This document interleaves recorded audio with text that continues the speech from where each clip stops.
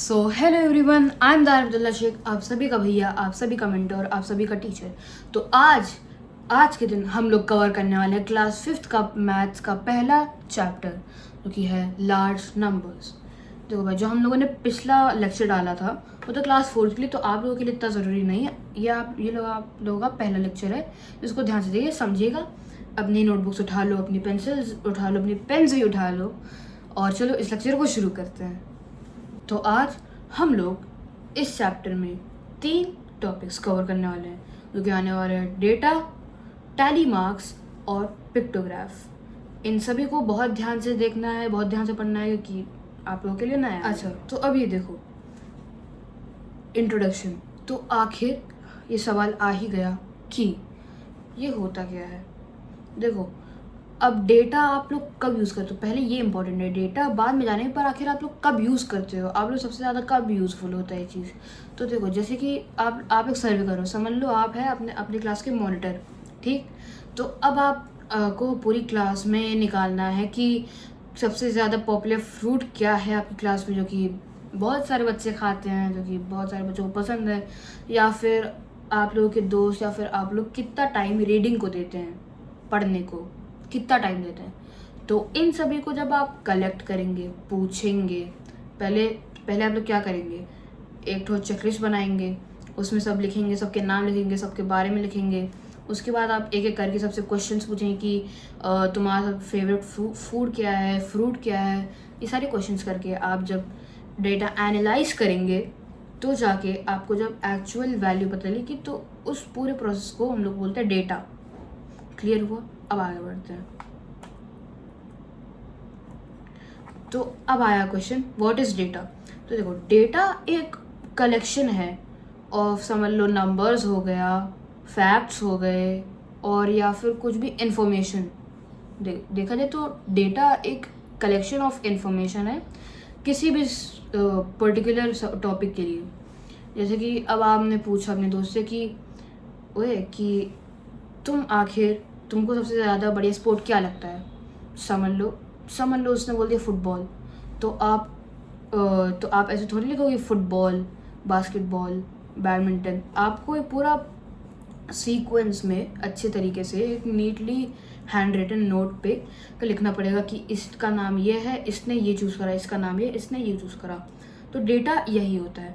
अब जैसे कि आप डेटा सिर्फ इसी चीज़ के लिए नहीं कि स्पोर्ट्स ही है, फ्रूट ही है, फूड ही है, और बहुत सारी चीज़, जैसे कि नंबर ऑफ पेट्स आपकी क्लास में टोटल ऐसे कौन कौन से बच्चे जिन पे पेट्स हैं, आप सभी दोस्तों के फेवरेट कलर्स क्या है, और भी सब बहुत सारी चीज़ें हो सकती है जो कि जिनका आप डेटा कलेक्ट कर सकते हैं। कर लिया।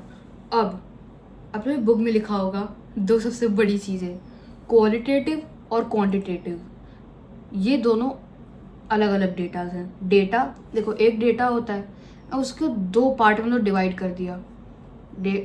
बड़े लोगों का काम नहीं चला एक ही चीज़ से, तो इसको डिवाइड कर दिया बाय 2, 2 निकल गया। तो अब हम लोग पढ़ने वाले हैं क्वालिटेटिव और क्वांटिटेटिव। देखो, जो क्वालिटेटिव डेटा होता है ना, वो डिस्क्रिप्टिव होता है, जिसमें कोई भी नंबर्स कुछ भी यूज़ नहीं होता है, जो कि बस इसी चीज़ पे होता है, जैसे कि फीलिंग्स हो गई आपके बिहेवियर हो गया, और हैं ऐसी बहुत सारी चीज़ें। जैसे कि अब क्वेश्चंस पूछे जाते हैं जिसमें कोई नंबर, कोई न्यूमेरिकल कुछ नहीं है। पहले पूछे वाई, हाउ, व्हाट, व्हेन, ऐसे क्वेश्चन आपके होंगे।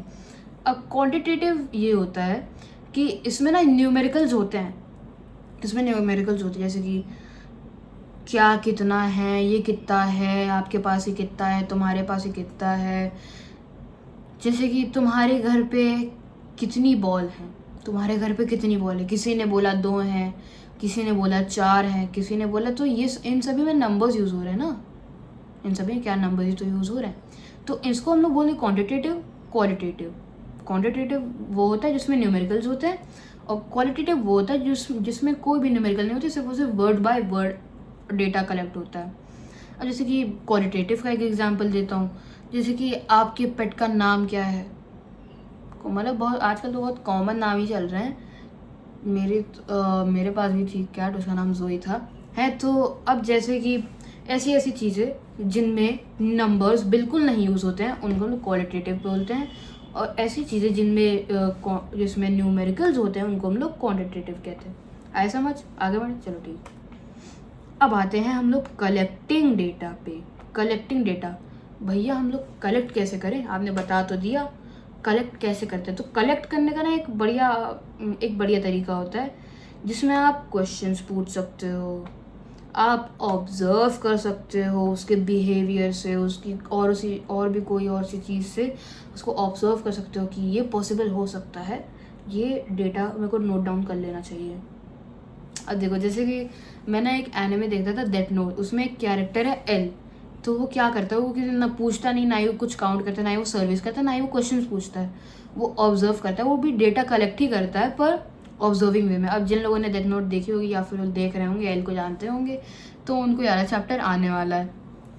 अब देखो आप कैसे कर सकते हो, सर्वेस बना सकते हो, कई सारे लोगों को जोड़ के आप अलग अलग लोगों के पास जाके, अलग अलग लोग जाएंगे अलग अलग इंसानों के पास, बाद में उनसे क्वेश्चंस पूछेंगे, उनसे फॉर्म्स फिल करवा सकते, क्वेश्चंस करवा सकते हैं, जिससे उनको डेटा कलेक्ट हो सकता है।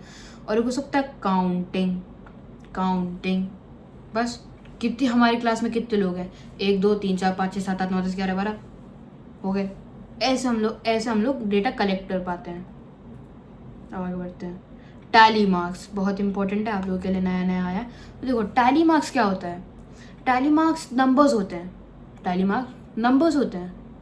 हाँ, लग रहा होगा कि भैया इसमें तो ये लाइन बनी हुई, लाइन कट बना हुआ है, ये क्या होता है।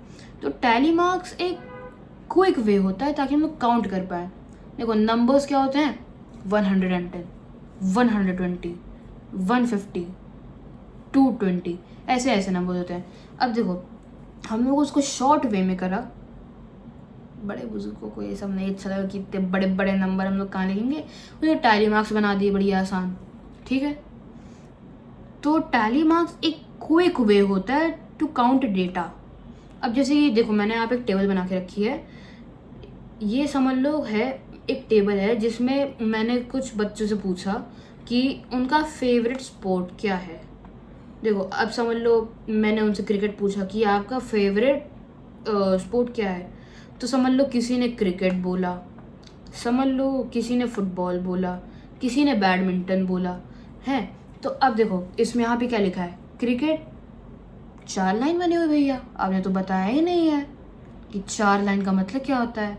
अब देखो मैं ना ये बताता हूँ कि एक लाइन अगर एक लाइन बनी है तो इसका मतलब ये होता है कि ये एक है, ठीक है। अब ऐसे ही अगर समझ लो 2 लाइन बनी है, समझ लो 2 लाइन बनी है, मेरी घटिया सी ड्राइंग की वो है, टच पैड ऐसे इग्नोर करना प्लीज़, है। तो अब समझ लो यहाँ पे ऐसे 2 लाइन बनी तो ये 2 हो गया। ऐसे समझ लो अब यहाँ पे 3 लाइन बनी तो ये 3 हो गया, है। 4 लाइनें बनी है तो ये 4 हो गया। आए समझ? तो हम लोग ऐसे करते हैं। अब भैया देखो, जो आपकी बुक में लाइन कट बना हुआ है ना, तो 4 लाइन बन के काट दिया गया है ना, वो कैंसलेशन नहीं है उसका कि अरे सॉरी गलत हो गया काट दो, ये ऐसे नहीं है। ये जो होता है, ये समझ लो ये मैं 4 लाइन बना रहा हूँ, ठीक है। अब ये जो 4 लाइन है, बाद में इस पर ना एक कट लग गया, तो कैंसलेशन नहीं है, इसका मतलब होता है 5। इसका क्या मतलब होता है, 5।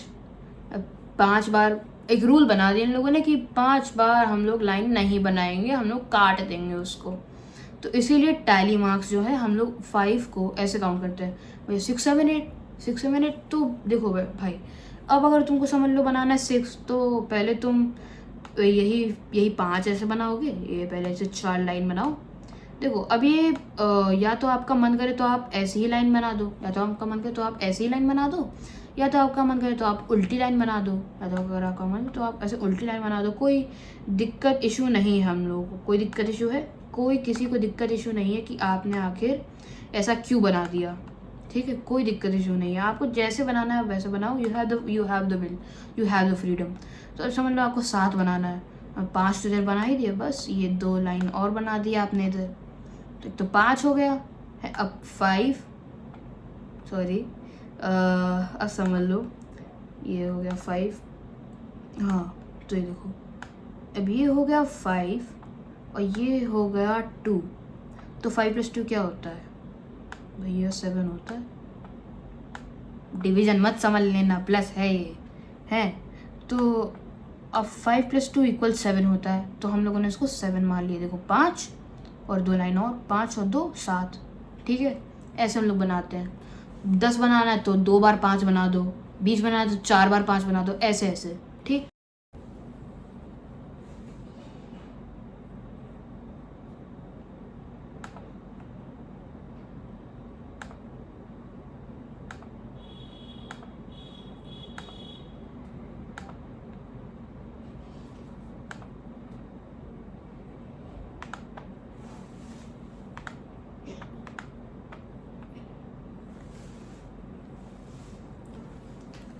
तो अब आते हैं पिक्टोग्राफ पे। भैया अभी पिक्टोग्राफ क्या है, आपके सब नया है इसीलिए। अब भैया ये पिक्टोग्राफ क्या है, तो पिक्टो को ना आप एक काम करो, डिवाइड कर दो, इसको ना 2 भागों में डिवाइड कर दो। एक हो गया पिक्टो, एक हो गया ग्राफ। पिक्टोग्राफ, पिक, अब समझ लो सिर्फ और सिर्फ इतना ही लिया है, ये टो को हटा दिया और सिर्फ हमने लिया पिक। तो अब भैया ये पिक क्या होता है, तो पिक मतलब पिक्चर, इतना तो समझ में आ ही रहा होगा ना कि पिक मतलब पिक्चर, और ग्राफ मतलब कि ग्राफ जो होता है वो एक टेबल बनाई जाती है जिस पे हम लोग डेटा रिप्रेजेंट करते हैं। देखो मतलब अब मैं इसकी फुल डेफिनेशन बताऊँ। पिक्टोग्राफ एक ऐसा डेटा होता है जिसमें हम लोग पिक्चर्स या फिर सिंबल्स यूज़ करते हैं। जैसे कि आपने देखा होगा कि आप देख पा रहे होंगे कि हम लोगों ने इस पे यहाँ पे ना ये आउल कुछ यूज़ करा है। अब देखो यहाँ पे ना आपको पहले एक टेबल दी जाएगी, बाद में आपको की दे दी जाएगी। की है मतलब कि एक आउल बना है, देख पा रहे हो आप लोग कि एक आउल बना है, और बाद में इसके बगल में लिखा है 2 स्टूडेंट्स, मतलब कि एक आउल का मतलब 2 स्टूडेंट्स हुआ। अगर एक आउल बना है तो इसका मतलब 2 स्टूडेंट्स हुए, ठीक है। तो अब देखो जैसे कि ये एप्पल बना है, एप्पल मैंने लिखा बनाया नहीं है। तो अब देखो इसमें आपको एक आउल दिख रहा होगा, 2 आउल दिख रहे होंगे, 3 आउल दिख रहे होंगे और आखिर में 4। तो इसका मतलब हम लोगों पे है 4 आउल, इसका मतलब 4 आउल है हम लोग पे। तो अब ये 4 आउल का भैया मतलब क्या होता है, 4 × 2 डिवाइड मल्टीप्लाई कर दो, कुछ नहीं करना है, बस 4 × 2,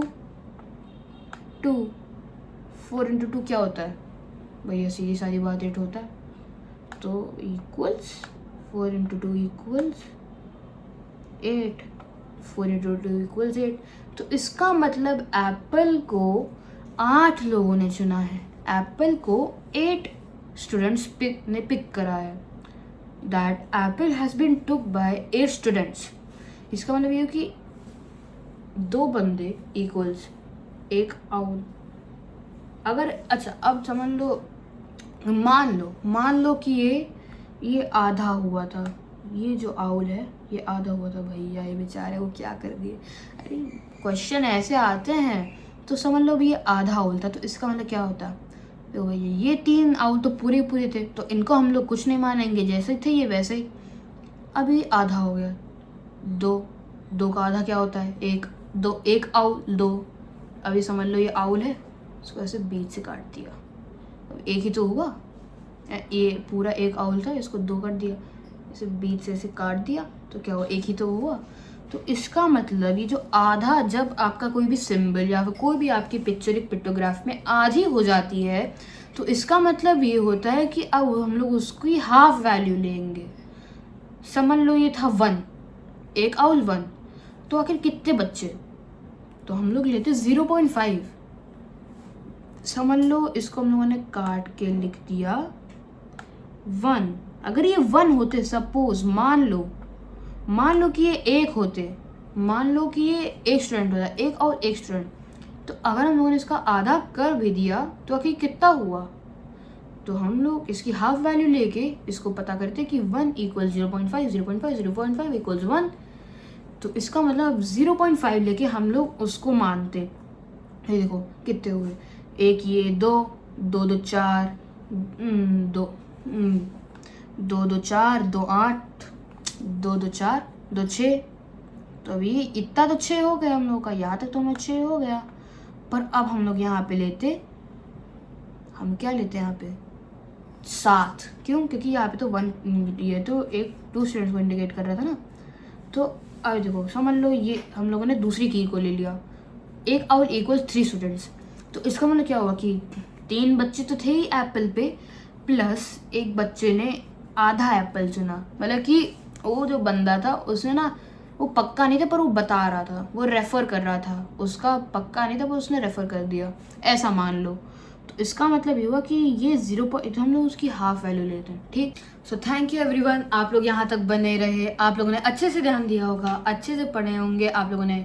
अगर आप लोग नोट्स चाहिए होंगे तो अगले लेक्चर के लिए वेट करिएगा फॉर नेक्स्ट ट्यूसडे। और अगले लेक्चर में हम लोग कुछ क्वेश्चंस भी करेंगे, समरी भी करेंगे, और कुछ मैं आपको नेमोनिक्स भी दूंगा जिससे आप इस चैप्टर को अच्छे से याद कर पाएंगे। थैंक यू एवरीवन, दिल लगा के पढ़ना, तोड़ना है, फोड़ना है, धूम मचा देना है।